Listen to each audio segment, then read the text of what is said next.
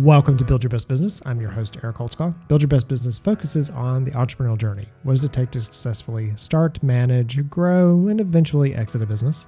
Talking today with Micah Laughlin. He is the CEO and founder of CanvasIT. So Micah, thank you so much for joining me. Thank you for having me. So tell us first a little bit about CanvasIT.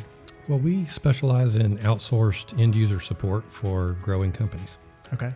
So yeah, you take end user support from the perspective of what's the type of thing that I might...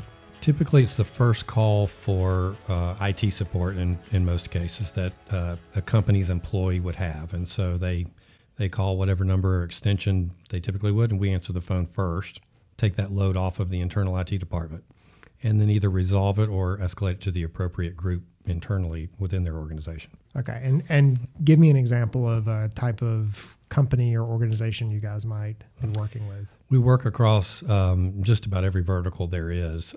Tier one support, that need of an employee to become productive again when they have a problem with a computer, is essentially the same for everybody. It's we bring best practice to that process. But if you can't connect to the internet, you can't print, something's wrong with my hardware, I don't have access to this application, that's what we help with. It sounds like there's one company I work with, and I have an email with them, and my password expires every 2 months. Mm-hmm. And so I have to call in and get somebody to reset it for me because I'm not an on-site employee. So I'm always having this conversation to get them to reset the password so I can get back up and running. Right. We would help with that. Okay. And we answer the phone as our client. So we are an extension of their team. They think that they're calling the IT department. That's how we handle those transactions. So talk to me about how you ended up deciding to start a company like this. Well, most of my career was spent in healthcare, and I was building teams for a variety of provider-based healthcare organizations, and typically in for-profit healthcare, which were backed by private equity that eventually get sold. And in the last role where I was CIO, we had developed a remote support model within the company I worked for that really, through standardization and best practice, was something that I thought was pretty unique and I thought could be used in the healthcare setting for companies that were growing rapidly and were particularly geographically dispersed, where a remote support model would be quite effective. And so we got some early wins going to market with that strategy. Eventually, after about 3 years in business, we brought a lot of formality to our service desk practice and expanded beyond healthcare at that point. Okay, and so in the space of support, is it rare or common for organizations to outsource their level one, or is that something that's new to them? It depends. Some companies don't like the concept. Most people have a scary outsourcing or bad outsourcing experience. And in fact, in the first few years of the company, I tried never to use the word outsourced. But the thing is, it is outsourced. Now, we are an extension of their team, and we really try to align with the culture of our company. That goes into the team that we put together for them. There's just a number of things that we do to become a true partner, not to overuse that term, but I modeled it after a couple of company relationships that I had as a CIO where they had become an extension of my team. And I said, that's the relationship that I want to exist for my clients when we start this firm. So I had a vision in mind, and I think we've done a good job at getting that to market as part of our unique value. Okay. Yeah. And so talk to me, take me back to like the early formation days. You know, you've created these as part of healthcare organizations as a CIO. You know, you have these great support desk structures that you feel like could support others. But the decision to then go out and separate that and create it as its own entity, that's what it focuses on. How did you come to that decision, and what did that look like in those early days? Well, the company that I was working with sold, and so we launched, and I launched with a group from my internal department. So we didn't come from the vendor space; we came from internal IT, and that part of our DNA, I think, also differentiates us a little bit in our approach to the end user and their experience, because we know what it's like to live in that same hallway with them and understand what it's like when they're not productive.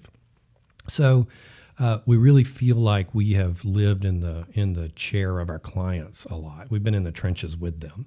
That's part of how we become an extension of their team, is just an understanding of who they are and what it's like to carry out their company mission. But we launched initially in healthcare with geographically dispersed companies as we had been, and we were doing a number of different things because we were a healthcare IT department. We knew how to do a lot of different things, rolling out electronic medical records. But along the way, we had a couple of big wins, creating service desks for some of our larger, faster growing companies. And typically a company that's growing rapidly doesn't take the time to organize their desk. It ends up being a group of technicians that have cell phones, and it's best effort. A lot of times end users are calling into a voicemail. The IT department's checking it periodically. So we were able to come along at particular life cycle stages of those companies and organize that and bring some service level agreements to the table that could get published to end users and create expectation of how quickly we were going to support your need. And just it was hugely successful. So about 3 years into the company, we decided that that's what we were going to be the best in the world at, and started to pare down what we were bringing to the market and really focus on formalizing that practice. Okay, so just making sure that I understand it, as the other business sold, you had a group of internal people who helped kind of create what CanvasIT became at the beginning. So that was your nucleus. Correct. And that's a really smart way to do it, because you knew how to work together already. We had been working together for 10 years when we started day one. Okay. And then your focus of what you provided and did was pretty broad at that point. It was broad. We did lots of different things, security and disaster recovery and deployments, but we only did it for healthcare. 3 years in, we made a switch to only do outsourced service desk, but to do it for any industry. And that was a big turn. It took a while to make that turn, and it was a little bit scary, but we very successfully navigated it. Yeah, experiences I've had, companies I've started, you get this advice, be focused, and I tell people, because entrepreneurs often hear the word focus and it sounds limiting. Mm-hmm. It's like, oh no, you're telling me I can only do one thing, or I can only do it in one place. And it's focus around something. It's something that you're going to die against, right? It's your thing. And so yours pivoted, and was it because just you saw that you could scale one better than the other, or that there were the needs across other industries? Why did you make that decision?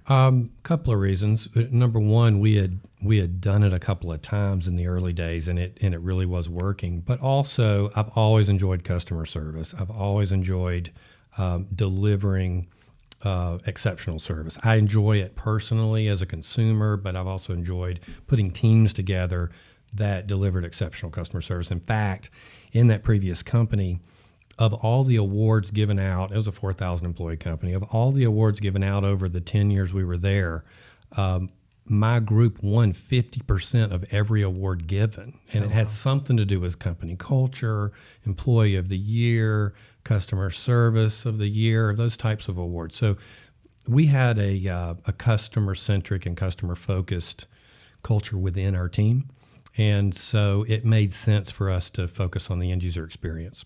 And that makes a ton of sense, because some of those other projects you talk about, you end up, deploying code, or it's making sure machines are running, but nobody really, it's not necessarily person to person. Right. You might have teams talking to each other, but you're not there to fulfill a specific and immediate need and make somebody's day better, right? Because if your technology is not working, you're not having the best day at work. We also wanted to be a relationship-focused business, and so end-user support is something that doesn't go away. And so we were able to establish long-term relationships with clients and continue to deliver value and raise the value proposition over time. Yeah. And I would guess, correct me if I'm wrong, like some of the services you might have been selling earlier were more project-based. So they had a beginning and an end, which a lot of companies I talk with, they suffer for that, right? You end up with these big ups and downs in your business, and moving to something where you've got this longer-term value proposition gets you into that recurring side of the equation. It did. We were trying to become a recurring revenue model.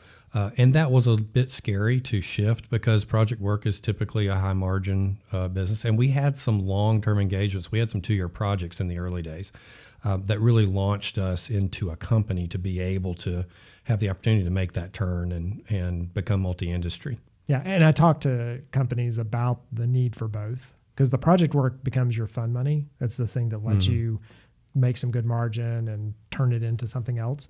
Recurring, though, is what keeps the lights on every week, Right. every month. You got the that continuous stream that's coming in. So talking about it being scary, was it scary because you defined a date that you're like, we're not going to take any more project work, and decided that's it? Or what were some of the other parts of that? Well, we had to make the decision to start saying no to some opportunities that we had historically said yes to, that we knew were profitable projects, but they weren't going to be our focus. They weren't going to be our core. And we had determined that we were going to be the best in the world at end user support and the customer experience. And they were outside of that. So there was a specific date where we started saying no, and watching revenue not come in. On So you said no, and revenue started to do, yeah, right. So that was, and the other thing is, we were having sales conversations with people in industries where we had no story and we had no experience. In healthcare, we had long tenure. Everybody on the team had extensive experience.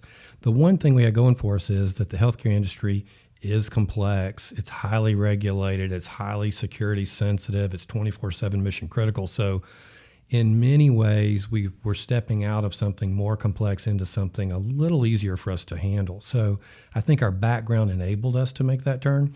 And now, sitting here at almost the 7-year mark, we have so many industries represented that the conversation is not even a concern anymore. Yeah, and that's an interesting thing to think about. I've always talked about it doesn't often matter what the industry is; it matters the problem you're trying to solve. And if you've solved a larger, more complex problem as you had, that's easy. If this is what I'm trying to solve for you, it's getting them around the corner of, do you have any industry references, and being able to basically stand up against that potential objection. Right.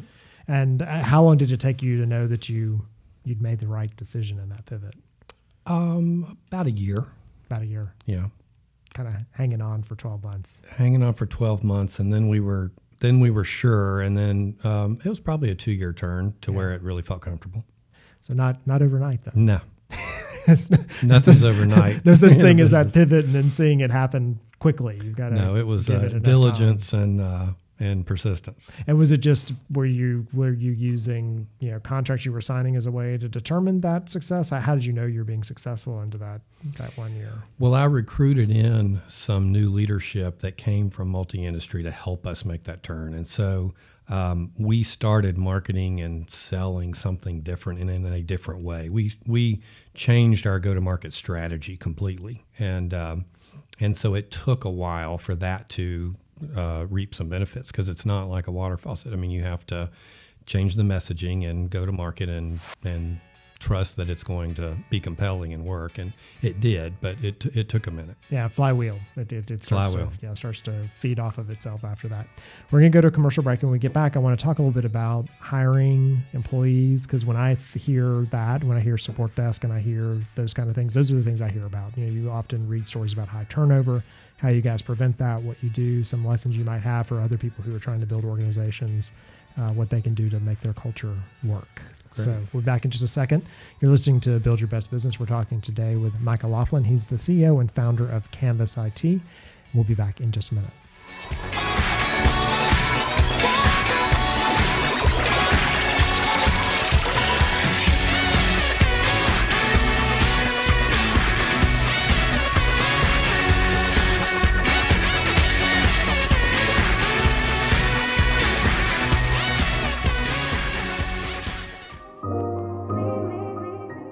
Being asked what kind of mistakes and lessons have I learned along the way, one of the things I liked about the experience I had in the 90s is I got to work for a bunch of what I call crazy CEOs. So I got to see the things that they did that I agreed with, and the things maybe that I didn't. And that helped me form companies in the future and figure out how to work with others. I was a terrible boss in the 90s. I thought I could change people. And one of the biggest things I learned is that people do not change. If someone is not detail-oriented, they will never be detail-oriented. You can do a quarterly review with them and say, hey, next time you need to be more detail-oriented. If that's important to the job, you got to fire the person and move on. If it's not important to the job, if they do other things well, then you support them with someone else in the company who is detail-oriented. So if they send out emails with mistakes, you make sure that they send them through it. And it sounds like I'm saying you coddle someone and say, oh, you can't fix your mistakes. You have to understand and be aware of what they do well. So, and tap into that. And for your company, if they are useful, if there's something that they do well, then use them for that. Make them empowered. Don't make them do things they don't do well. They'll put it off to the end. They'll do it poorly. So understanding that, really looking at the team, who they are, and building a team is not about a job description. It's about building a patchwork quilt. So you'll find one person who's very good at one thing, and then you now need to support other things along the way. And it's not hard skills, it's more around the soft skills. Someone that's good at building the team, being collaborative, maybe sharing bad news. And then you put that person in front when you need that for your business. So the art of putting together a good team and understanding how to motivate them towards a goal is probably the biggest thing I've learned. Welcome back. You're listening to Build Your Best Business. I'm your host, Eric Holtzclaw. We're talking today with Micah Laughlin with CanvasIT. And in the last segments, we were talking about your pivot. So moving from, providing project-based work, sort of almost anything to anyone as long as they were assigned, kind of things feel like healthcare industry, right? And then going into, okay, we can provide level 1 support and we'll provide it across different industries and solving that problem. When I hear this, and I started my career on a support desk back in the day for IBM, answering phone calls, and as did many of us. Right, it's a really good entry point, right? The thing you hear about, I think the organization I was in, we went from, there were 4 of us to 80 or it was some number in about a 12 to 16 month period. So that's a lot of growth pretty quickly. You're building that team, but you're sometimes putting them together all at once. Like, what are some of your tips? Because that's the one thing that when I'm talking with companies and they're trying to scale, they really struggle with putting together a good team and making the team stay and those kind of things. And that's one of the reasons that clients hire us, is because it's hard to build those teams and find great people and then manage them to a level of quality and focus on that every day. So that is what our core competency is, and thus the use of outsourcing for that key component. But we spend a lot of time recruiting. We're constantly recruiting. So, I love good to great and the concept of getting the right people on the bus. When we find a great person, we get them on the bus, and then we figure out where we're going to use them. We have multiple... So person first and what they're going to do next. Yes, because we have multiple teams within our organization, and those teams are matched to our client organizations. And not every individual that works for Canvas is a great fit for every Canvas client. So we not only recruit people that are great, but we match them up to the client culture. We're building our own internal culture, which we spend a lot of time working on. We'll never be finished doing that, but we do all of our own internal recruiting. We have from day one, and we've refined that process over time. We've made hiring mistakes. We try to fix them quickly. But what we have learned is that every single individual that we add to our group has the ability to add or multiply our culture or subtract or divide. And so, when we have an issue, we fix it. But we've been fortunate to be able to refine our search practices and our interviewing and to really understand it. Spend a lot of time. They go through multiple interviews with multiple layers of people to see if they're going to fit well within our culture, and build our team first, and then we align them with the client. And it's such a smart thing to look at it that way, because you think of companies who they'll create job descriptions. There's this job and there's a job description. And one of the things I learned in my career similarly is I would have project managers working with client teams, and sometimes it wasn't a good fit. Right. It wasn't that they were a bad project manager. In fact, I had one project manager who was really terrible at details, but really good at my more difficult clients. And he was worth every penny for how political he could be, how well he could smooth over a situation, that the fact that he wasn't as detail oriented was okay, right? Yep. I could solve that, right? But finding someone who could be political and, so person first, and then figuring out how they kind of fit within that. Yeah, and we look for a broad mix of skills and abilities. We have people that are great with soft skills and not so much the technical. We have great technicians that need help on soft, and we have a peer-to-peer mentoring program where we join those people together, and they spend time helping each other get better at what they're not as good at. We have every walk of life. I mean, we really embrace diversity among the groups because our clients are very different from each other. Right. And that's where, we want our clients to be raving about the folks that we have on their team. And so we move and mix and match until we get that right. So talk to me a little bit about environment, because when I think about call center, and if I go back to my IBM days, we were all in this big pit. You know, there was that's Or a a bad dungeon. word. We actually were underneath the cafeteria because it leaked on us one night. Lovely. Destroyed a bunch of computers. It was not a good day for us, but we were all in kind of an area together. Is that how yours are set up, or is it different?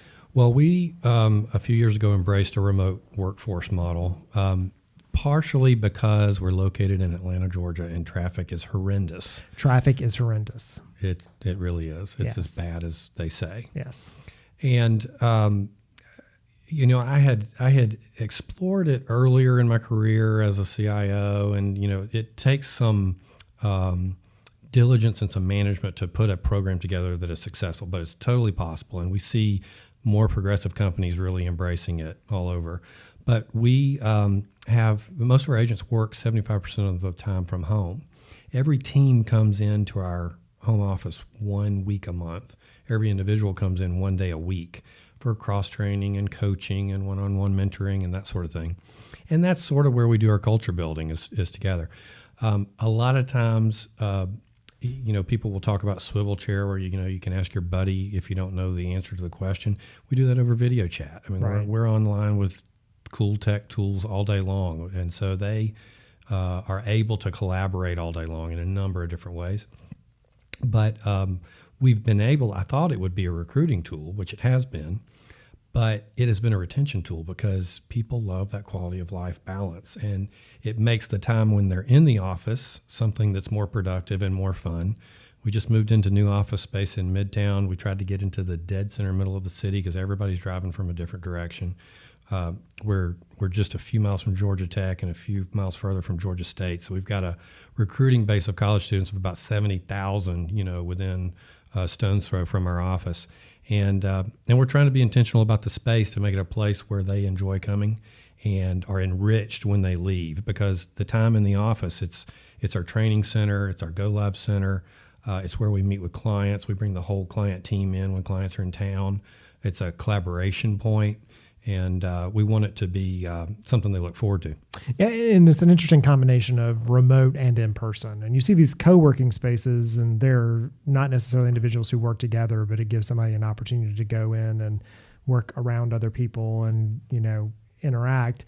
But what you're doing is interesting because it's a hybrid of that. It's a co-working space, quote unquote, for your business, where people come in and they all have the same cause, and you can do things that are custom to your business too. So I like that as a model. Mm-hmm.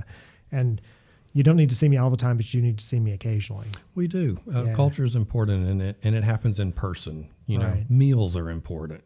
Breaking bread. We do that. Yeah. That's one of the simplest things you can do to help foster a relationship. Mm-hmm.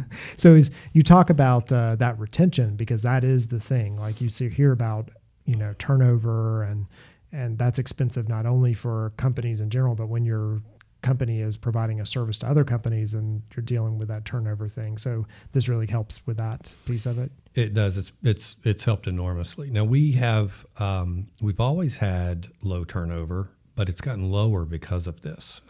There's a number of factors that go into that. And I think that's something important for people who are looking at outsourcing their service desk to look at. Most firms will say they have low turnover, but getting underneath the covers of why there's low turnover, we want people that want to be at Canvas, not just need a job and are stuck on a support desk. And if you want to be where you are, if you're being educated, if you have career paths in front of you, if you have work-life balance, if you have a place inside the company and you understand your value, that comes across in the tone and manner of your voice on the phone, and the client end user experiences that.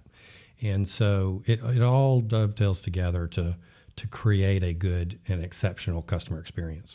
And a lot of what you just said feels like some of the language you hear around how to attract and retain the millennial workforce. Mm-hmm. Now, I think that there can be millennials who are of different ages, so it's sort of how you Right. view your work. But having a purpose, having a place, being able to balance it. That sounds like a lot of the tenets of what we're reading about how to keep are those people engaged. It is, and almost my entire team are millennials. So, so There's a yeah, you reason. should definitely be writing something about that. Right. So, talk to me about future for you. So, what does the future look like for the business? What are your plans? Is there expansion outside of Atlanta, or is Atlanta where you want to continue to grow? Like, what do you think? We'll continue to grow in Atlanta. We've looked at adding a second city as another hub. We just had a hurricane come through and knock out power in Atlanta, but because we've embraced the cloud with our technology tools and we have a remote workforce, we were able to distribute people to other parts of the country and never miss a beat during the power outages here. But we may entertain another market. The more exciting thing to me is we've embraced video training for our employees to standardize the knowledge that we capture from our clients during the transition phase when we're determining all of the escalation rules, the workflows, by application, exactly how they want particular issues handled.